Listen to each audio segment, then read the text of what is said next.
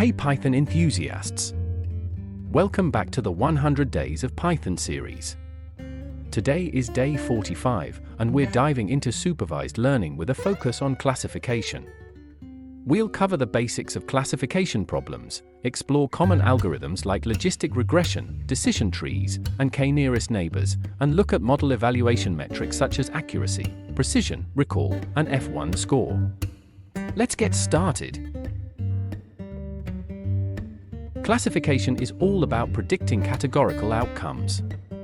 For instance, whether an email is spam or not, or whether a tumor is malignant or benign.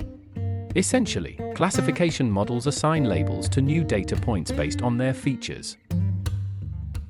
Here's a quick example. Features: email text, labels, spam, not spam.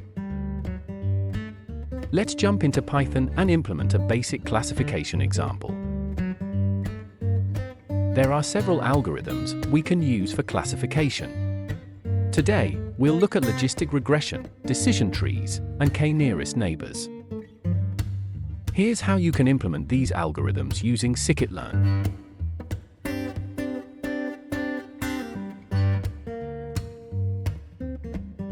Let's run the script to see the output. Decision tree example.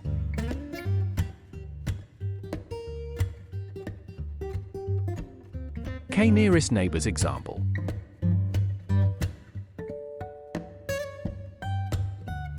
Evaluating classification models involves looking at various metrics.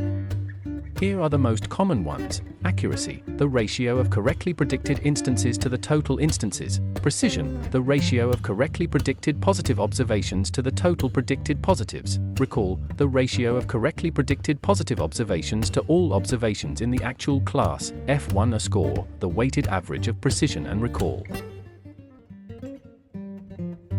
These metrics can be calculated using scikit-learn as we saw in the examples above.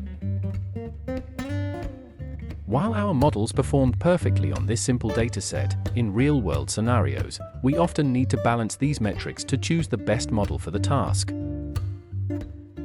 And that's a wrap for day 45 of our 100 Days of Python series. Today, we explored classification problems, implemented logistic regression, decision trees, and k-nearest neighbors, and discussed important evaluation metrics. If you found this video helpful, don't forget to hit the like button, subscribe, and ring that bell for more awesome Python content. See you tomorrow for day 46. Keep coding and happy learning.